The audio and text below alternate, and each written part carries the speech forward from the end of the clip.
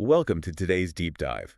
We have a pretty intense intellectual exploration queued up for you today. Yeah, we really do. It's a dense one. It is. So our mission today is to dissect the foreword of this incredibly intriguing book called Tales of Konkan. Right, written by Sanjeev and Kulkarni. Exactly. Yeah. But we aren't just looking at the text itself. We're also going to analyze a specific collection of highly evocative visual sources that actually accompany the author's words. Which is great because those visuals don't just decorate the text. They really act as metaphors that complicate and expand on everything we're about to discuss. Yeah, Kulkarni manages to pack a really heavy amount of philosophical weight into just a few short paragraphs. I mean, he moves seamlessly from ancient history to modern physics. And then eventually right into regional folklore. Right, and the accompanying visuals serve to anchor those highly abstract concepts into, recognizable frameworks for us. For sure. But before we get to the visual frameworks, I want you, the listener, to just think about the word myth. It's a loaded word. It really is. What instantly comes to your mind when you hear it? A fairy tale. A debunked rumor, maybe. Or like a story used to frighten children into behaving. Yeah. But today, we are going to completely flip that definition upside down. We have to, really. We're going to look at how myths actually form the bedrock of our global wealth, the progression of our hard sciences, And even our understanding of artificial intelligence, which is wild. it is wild. Okay, let's unpack this. Well, the author grounds this entire premise by referencing a concept championed by the historian Yuval Noah Harari. Oh, from 21 Lessons for the 21st Century. Exactly. The source text brings up a core idea from Harari, which argues that humans think in stories rather than facts, numbers, or equations. Which makes sense. The simpler the story, the more easily it is adopted by the masses. Right. But wait, we like to pride ourselves on being logical, rational creatures. Yeah, especially in the modern era. We operate on data, we build algorithms, we run complex corporate spreadsheets. We analyze the metrics. Exactly. So it feels a bit, I don't know, reductive to say we just run on stories. It seems that way on the surface. Yeah. But Harari's point, and really Kulkarni's extension of it, is that those spreadsheets and metrics only matter because they are plugged into a broader narrative. A narrative that we all agree upon. Yes. What's fascinating here is how the author bypasses our modern, slightly cynical assumption that a myth is strictly synonymous with a falsehood. Right. The source text points us directly to the Oxford Dictionary definition. Which is very specific. A myth is a traditional narrative embodying popular ideas on natural or social phenomenon. Notice what is missing from that definition. The idea that it's fake. Exactly. There is nothing in there that mandates a myth must be fictitious. It is essentially the vehicle we use to carry our popular ideas about how the world works. Every society has its mythologies. Corporations have them. Nations have them. And even the hard sciences have them. Yeah, the text offers a really compelling example regarding the evolution of wealth. Like, prehistoric myths about wealth were entirely centered around collecting cowrie shells. Right. If you lived in that specific time and place, holding a handful of those small, glossy shells meant you had status. You could trade them for food or shelter. Because that was the shared story. Now skip ahead to today. Our modern myths about wealth, as explicitly listed by the author, are stocks, gold, and real estate. This is where we need to apply that framework to our daily reality. Think about your savings account or your retirement fund. When you log into an app and see a number on a screen representing your stock portfolio, you feel secure. You have a digital representation of a fractional ownership in a massive corporate entity. But I mean, equating a modern 401k to a pile of shiny shells on a beach feels like a bit of a stretch. It does sound crazy at first. Right, because the modern stock market is backed by physical assets. Real estate, global commerce, actual labor. It isn't just an illusion. Well, the physical assets exist, certainly. But global commerce itself only functions because a collective agreement allows those numbers on a screen to dictate the movement of that physical labor. Ah, I see. If everyone collectively decided tomorrow that the stock market was just a made-up game, all that wealth would vanish. The factories would still stand. The land would still be there. But the wealth, the purchasing power of those pixels on your screen would evaporate. Exactly. The underlying mechanism is completely identical to the cowrie shells. It only has power because we all subscribe to the exact same shared modern myth. Wow. That concept leads us perfectly into the first visual source provided with the text. The tapestry image. Yes, it's titled The Tapestry of Life. It depicts this massive, literal woven tapestry. The visual metaphor is so immediate there. You see vibrant intersecting threads crisscrossing over each other in these really complex geometric patterns. And woven right into the fabric itself are endless tiny scenes of human life. People building, gathering, studying. It's a very literal translation of Kulkarni's text. He says, myths are the tapestry of life which binds humans together in common narratives. The visual really drives home the point that the threads aren't just decorative, they are structural. Without those intersecting threads of shared stories, our myths about money, laws, borders, human rights, The individual human scenes would completely unravel into chaos. we are bound together by the stories we mutually agree to uphold. Here's where it gets really interesting, because the text takes a massive philosophical leap right here. It doesn't stop at money or nations. No, Kulkarni asks a huge question. Is reality itself just a myth? Is reality nothing more than what we perceive through our easily fooled human senses? It brings us straight into epistemology, the actual study of how we know what we know. Right. We rely entirely on our physical senses to build our model of reality. We trust our eyes, our ears, our tactile feedback. But if those physical senses are fundamentally flawed or limited, the entire foundation of our so-called knowledge is shaky at best. The text provides a historical example to back this up, looking at early astronomy. Right, the geocentric model. Yeah. For thousands of years, astronomers looked up at the sky, saw the sun rise in the east and set in the west, and concluded with absolute certainty that everything in the universe revolved around the Earth. Based on the sensory data they had at the time, it was a perfectly logical, empirical conclusion. That was their reality. It was their unquestioned narrative. But as the text notes, those observations were refined. The mathematics improved, the telescope was invented, and reality shifted. The universe itself didn't change one bit. Not all. But our shared myth about how the universe functioned underwent a catastrophic update. If we connect this to the bigger picture, the author applies this shifting nature of reality directly to our modern technological era. Yeah, if the greatest minds of the past were fundamentally wrong about the cosmos because they trusted their limited observations. What realities are we blindly accepting right now? Exactly. The text specifically targets the deeply comforting myth of human exceptionalism. We love to believe we are entirely unique. We do. We tell ourselves we are special because we are conscious, because we possess original creativity, and because we experience deep, complex emotions. But Kulkarni points out that modern complexity theory, artificial intelligence, and quantum computers are actively challenging these assumptions. We should break those down because the implications are actually staggering. Let's start with complexity theory. We have long operated under the myth of top-down control. The idea that complex systems require a central commander. Right.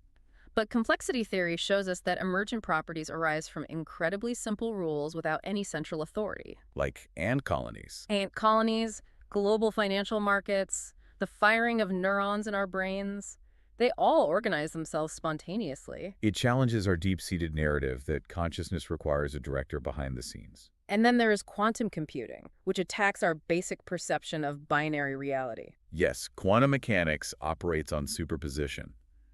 The proven phenomenon that a particle can exist in multiple states simultaneously until it is observed. The act of observation itself collapses the possibilities into a single reality. Which literally proves, on a microscopic mathematical level, that our rigid human-scale perception of a fixed objective reality is radically incomplete. Our senses are completely blind to the quantum reality that underpins everything. Which brings us to artificial intelligence.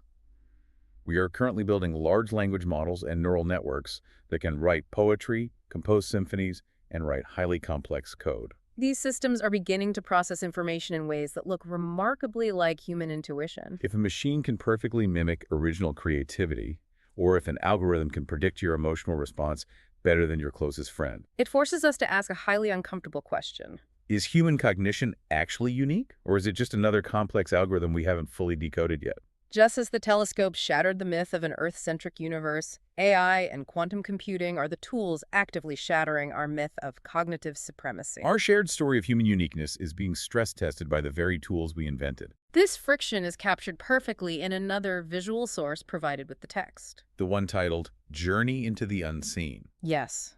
Unlike the structured, geometric, woven nature of the tapestry image, this one is a chaotic, abstract, cosmic landscape. It functions as a visual representation of what happens when our traditional myths break down. When the old stories fail to explain our new observations, when AI starts acting creative or quantum particles defy logic, We are forced out of our comfortable frameworks. we have to venture into that vast, uncharted cosmic landscape to construct entirely new narratives. And this breakdown of absolute empirical reality perfectly sets the stage for the stories Kulkarni actually tells in Tales of Konkan. Because if quantum physics and artificial intelligence tell us that our rigid grip on reality is actually quite fragile, Suddenly, a local regional myth doesn't seem so easily dismissible. exactly. The author is remarkably transparent about the stories contained in the book. Yeah, the text describes them as a true potpourri.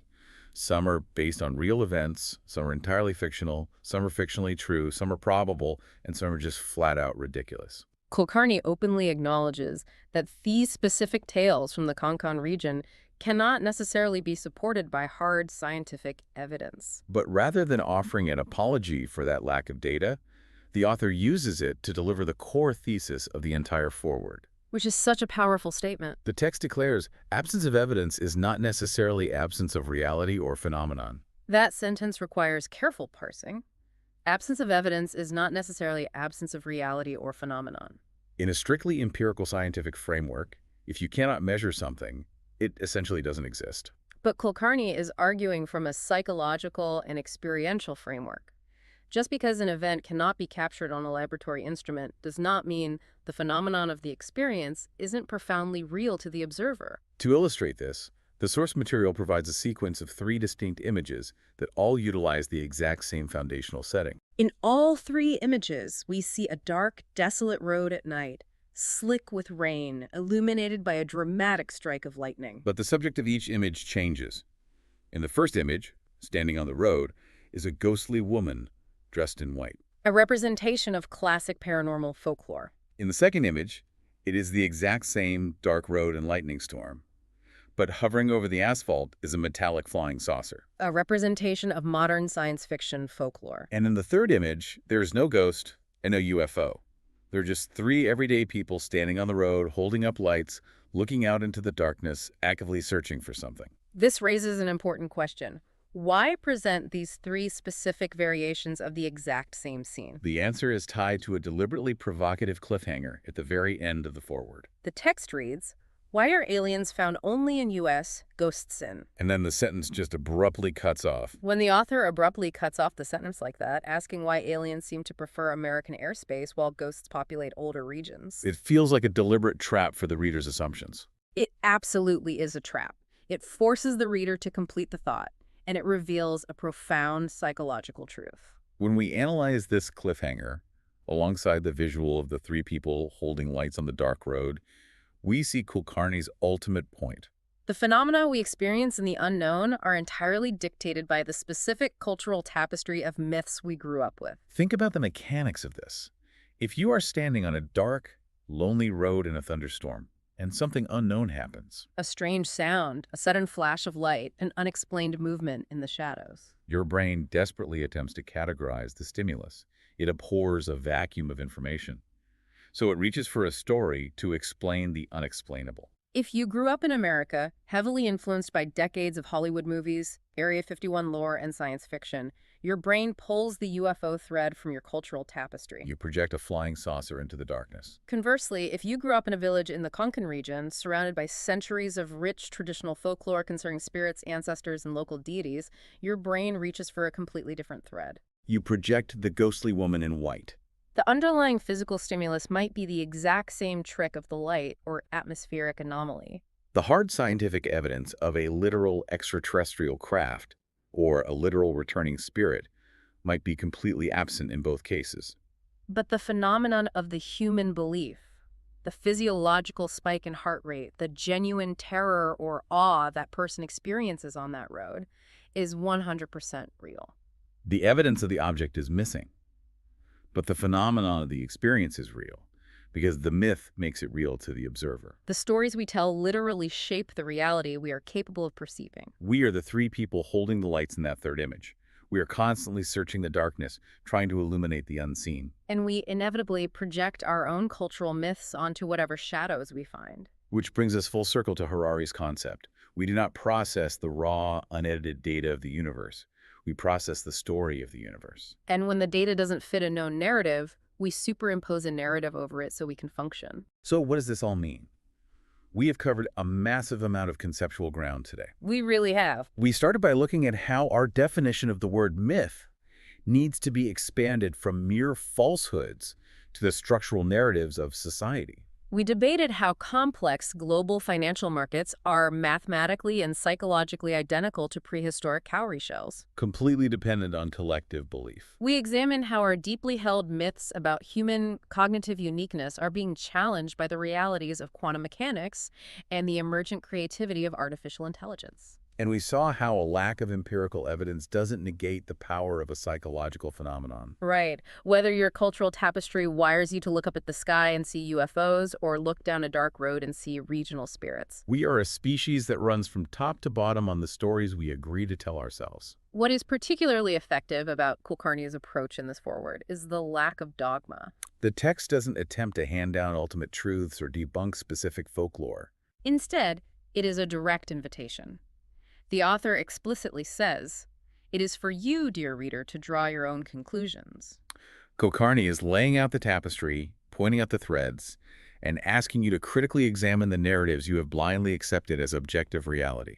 It's a profound exercise. As we wrap up this deep dive, I want to leave you with one final thought to mull over. We discussed how early astronomers were absolutely certain that the Earth was the immovable center of the universe. That was their unquestionable fact, which was eventually downgraded to a historical myth. We discussed how cowrie shells went from being the absolute standard of wealth to just being pretty beach decorations. Look around your life today. Look at the things you consider to be absolute, rock-solid, unquestionable facts. Look at the economic systems you trust, the technological boundaries you assume are permanent, the cultural truths you hold dear. What deeply held absolute fact in your life today will be considered just a quaint traditional myth by the humans, or perhaps by the artificial intelligence looking back at us 100 years from now. It is a profoundly humbling question. It serves as a reminder that our current reality is just the latest draft of the human story. The tapestry is still actively being woven. It certainly is. Thank you for joining us on this deep dive. Keep questioning the stories around you, keep looking for the unseen threads, and we will catch you next time.